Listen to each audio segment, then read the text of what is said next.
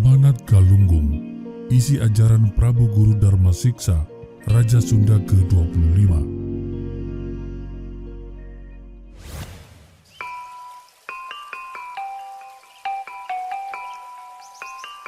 Amanat Galunggung atau Amanat Prabu Guru Dharma Siksa adalah nama yang diberikan untuk sekumpulan naskah yang ditemukan di Kabuyutan Ciburui, Kabupaten Garut. Salah satu naskah tertua di Nusantara, ditulis pada abad ke-15 di atas daun lontar dan nipah sebanyak 6 lembar yang terdiri atas 13 halaman.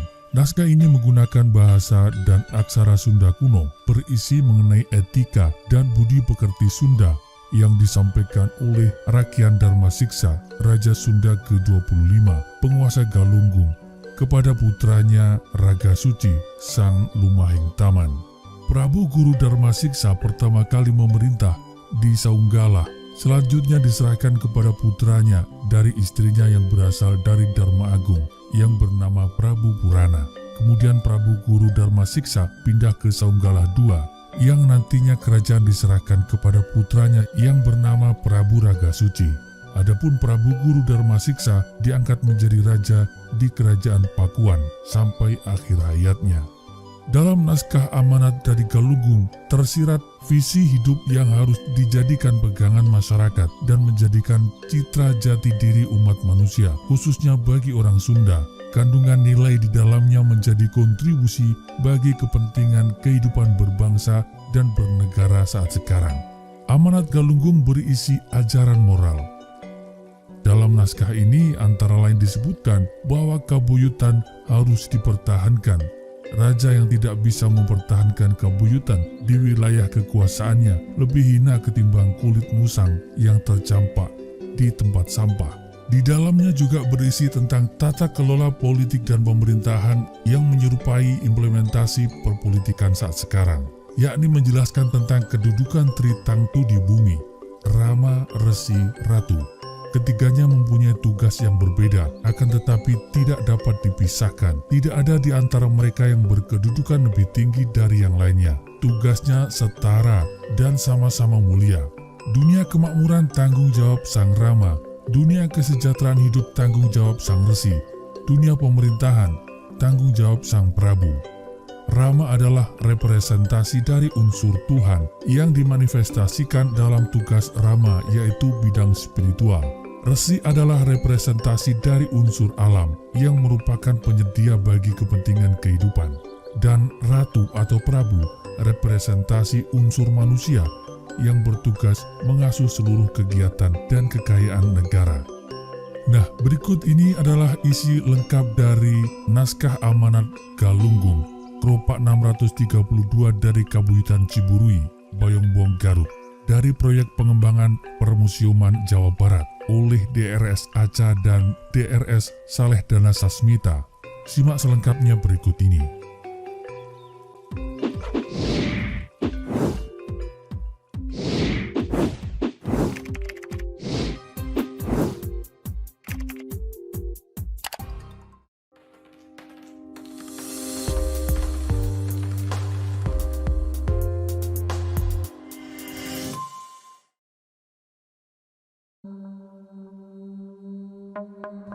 Semoga selamat.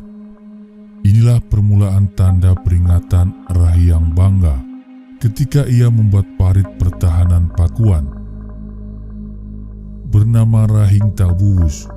Maka ia berputra Maharaja Dewata, berputra Baduka Sanghyang.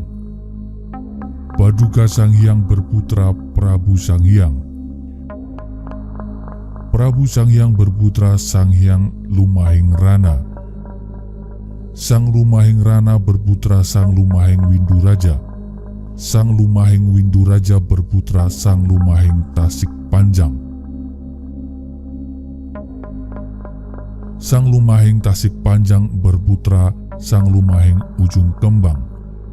Sang Lumahing Ujung Kembang berputra Rakyan Dharma Siksa.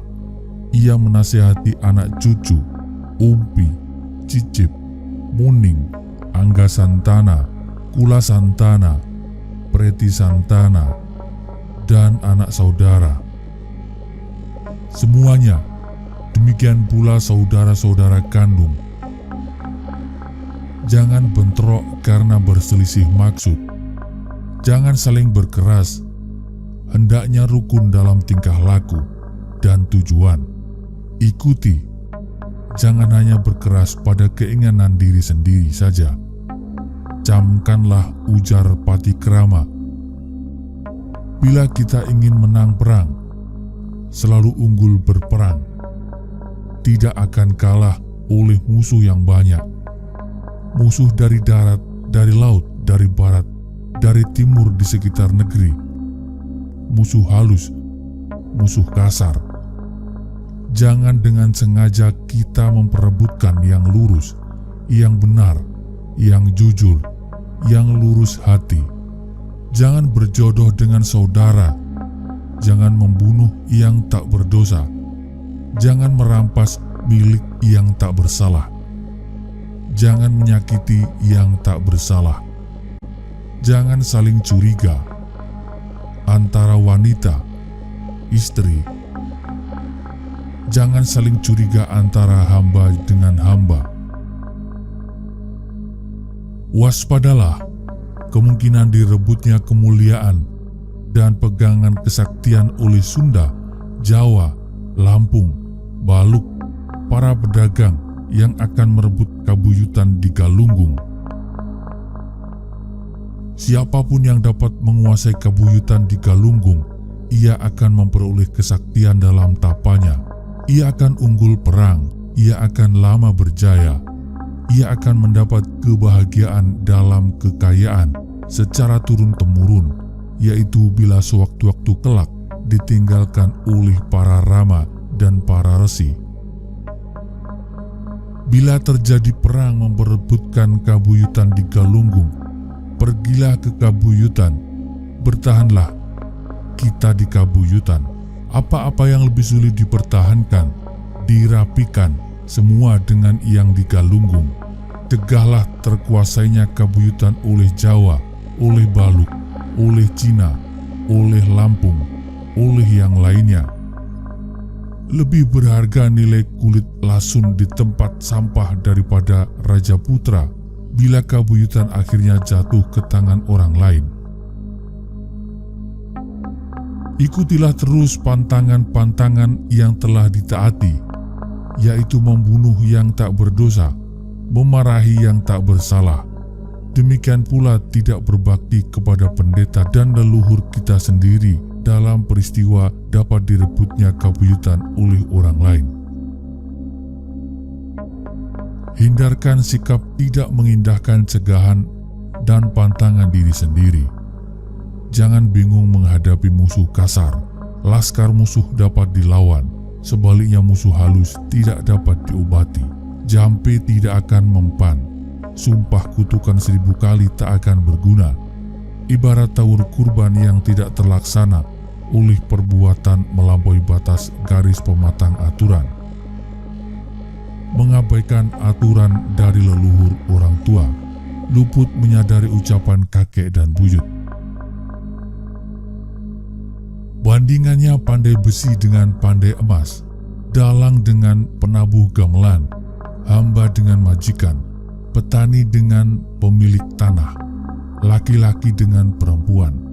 Demikian pula raja dengan upeti persembahan, berkeras kepada keinginan sendiri, tidak mendengar nasihat ibu dan bapa, tidak mengindahkan ajaran Patikrama. Itulah contoh orang yang keras kepala. Ibarat pucuk alang-alang yang memenuhi tegalan, ibarat tetapnya puncak gunung, ibarat tetapnya puncak gunung. Siapa yang mengetahui puncaknya? Siapapun yang mengetahuinya, ya, tahulah akan ketenteraman, tahu akan nasihat kakek dan buyut, agar kita unggul perang dan lama berjaya. Janganlah kita memperebutkan, bertengkar tentang yang tepat, lurus, dan yang benar, yang jujur, yang lurus hati, yang sungguh-sungguh tenteram manusia di dunia. Ya, kehidupan kita semua. Ya, ketenteraman namanya ibarat gunung kahyangan bagi kita, beralih ke telaga bening namanya, beralih ke tanah pusara, tempat orang berteduh dari kepanasan. Pelihara kesempurnaan agama, pegangan hidup kita semua. Jangan luput atau bingung terhadap ajaran para leluhur. Itulah ujar Rakian Darmasiksa, menasihati kita semua, mengajari Sang Lumahing Taman. Ia, Rakian Darmasiksa, berputra Sang Lumahing Taman, dan perkawinannya dengan wanita dari Dharma Agung pernah ia pun menikah dengan orang desa. Putranya bernama Sang Raja Purana. Kata Sang Raja Purana, "Ah, sempurna, sempurna ajaran ayahku Suwargi." Dia Rakian Darmasiksa. Peliharalah agar tetap ditaati oleh orang banyak, agar makan tenteram seluruh negeri. Raja tenteram bertahta, Sang Rama tenteram menghimpun bahan makanan, Sang Disi unggul perangnya. Tetaplah mengikuti ucap orang tua, melaksanakan ajaran yang membuat parit pertahanan di Galunggung, agar unggul perang, serba tumbuh tanam-tanaman. Lama berjaya panjang umur, sungguh-sungguhlah mengikuti patikrama, warisan dari para Suwargi. Dunia kemakmuran, tanggung jawab Sang Rama. Dunia kesejahteraan hidup, tanggung jawab Sang Resi. Dunia pemerintahan, tanggung jawab Sang Prabu. Jangan berebut kedudukan, jangan berebut penghasilan, jangan berebut hadiah, karena sama asal-usulnya, sama mulianya. Oleh karena itu, bersama-samalah berbuat kemuliaan dengan perbuatan, dengan ucapan, dengan itikat, yang bijaksana, yang selalu berdasarkan kebenaran, yang bersifat hakiki, yang sungguh-sungguh, yang memikat hati, sungguh mengalah, murah senyum, berseri hati, dan mantap bicara. Bagi kita semua, tua dan muda, jangan berkata berteriak, jangan berkata menyindir-nyindir, jangan menjelekkan sesama orang, jangan berbicara mengada-ngada, agar unggul perang dan lama berjaya namanya. Kita merasa senang, maka sempurnalah agama.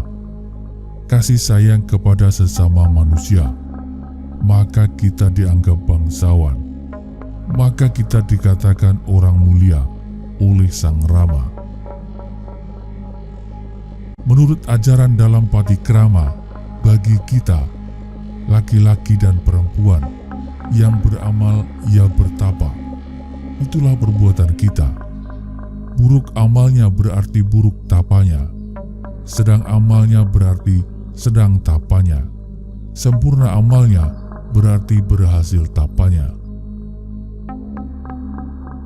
Adapun kita ini, karena amallah dapat menjadi kaya, karena amal pula dapat berhasil tapa kita, maka orang lain akan memuji tapa kita, maka puji sajalah diri sendiri. Katakan barangkali karena sempurna amal maka menjadi kaya, bila disesali oleh orang lain, karena kita tidak melakukan tapa, sesali sajalah diri sendiri. Katakan barangkali karena beramal buruk maka tapa kita menjadi batal, percuma tidak akan diterima jika amal itu dihilangkan, tidak dilakukan karena takut dicela oleh orang lain. Percuma kita menambah amal bila mengharapkan dipuji oleh orang lain, sebab si cekatan, si terampil, si tulus hati, si rajin tekun, si tawakal, si bersemangat, perwira, cermat, teliti, rajin, tekun, penuh keutamaan, ya, berkemampuan namanya, benar-benar kaya dan berhasil tapanya. Begitulah kesempurnaan amal orang mulia. Terus, camkanlah ujar orang-orang tua, ujar leluhur kita sendiri, agar masuk surga, tiba di kahyangan Batara Guru. Bila kejujuran dan kebenaran ada pada diri kita sendiri, itu dikatakan kita menyengaja berbuat baik. Untuk si pemalas, si keras kepala, si pandir, pemenung, pemalu, mudah tersinggung, lamban, kurang semangat, gemar tiduran, lengah, tidak tertib, mudah lupa, tak punya keberanian, kecewa luar biasa, sok jago, juara jagoan, tetapi tak berkepandaian, selalu mengeluh, malas, tidak sungguh-sungguh, pembantah, penempelak, selalu berdusta, bersungut-sungut, menggerutu, mudah bosan, segan mengalah, ambisius, mudah mempengaruh, mudah percaya kepada omongan orang, tidak teguh memegang amanat, sulit, rumit, mengesalkan, aib, nista. Mayat-mayat pada lubang kawah neraka dikuasai oleh Sang Yamadipati. Arwah berdatangan dalam 3 periode, berupa manusia, maka jadi mengeluh. Asal mula jadi mengeluh, karena malas padahal banyak keinginan, tidak tersedia di rumahnya, meminta belas kasihan kepada orang lain, meminta kebajikan kepada orang lain, bila tidak kesal hatinya jadi mengeluh. Tercela karena yang demikian itu ia seperti air di daun talas, pelin-pelan namanya. Akibatnya kita mengiri akan keutamaan orang yang benar. Adapun amal yang sempurna pada diri kita adalah ilmu padi. Pada saat bertunas sebesar jarum, keluar daun 3 daun. Saat disiangi, tumbuh dewasa, keluar kuncup seperti bulu hidung. Mekar buah, ia menunjuk langit, ia menengadah, indah tampang namanya. Setelah berisi tiba saat mulai merunduk, menguning masa ia makin runduk. Ketika merasa diri telah berisi, bila ada yang mau dan bersedia berbuat demikian, maka kehidupan orang banyak akan seperti perilaku padi. Bila saatnya berisi, tetap tengadah. Saat menguning, tetap tengadah. Saat masak, tetap tengadah. Hampa namanya, lain dengan yang disebut padi rebah muda, sebab nihil hasilnya. Demikianlah perilaku orang banyak, karena merasa rumah telah lengkap terisi, lumbung telah teri. Si negeri telah ramai isinya, dijadikan kekayaan, dijadikan persediaan, dijadikan perhiasan. Tidak akan ada yang mengingini padi itu, karena tak dapat dipetik hasilnya. Tak ada yang patut ditiru, maka orang banyak sama dengan rebah muda namanya. Janganlah kita berwatak rendah, pasti akan lama hidup. Bila kita menyayangi orang-orang tua, hati-hatilah memilih istri, hati-hatilah memilih jodoh, hati-hatilah memilih hamba, agar jangan menyakiti hatinya. Bertanyalah kepada orang-orang tua, niscaya tidak akan hina tersesat dari agama, yaitu hukum buatan leluhur. Ada dahulu, ada sekarang. Tidak ada dahulu, tidak akan ada sekarang. Ada masa lalu, ada masa kini. Bila tidak ada masa lalu, tidak akan ada masa kini. Ada pokok kayu, ada batang. Tidak ada pokok kayu, tidak akan ada batang. Bila ada tunggulnya, tentu ada catangnya. Ada jasa, ada anugerah. Tidak ada jasa, tidak akan ada anugerah. Galah panjang disambung batang, galah tusuk dipotong runcing.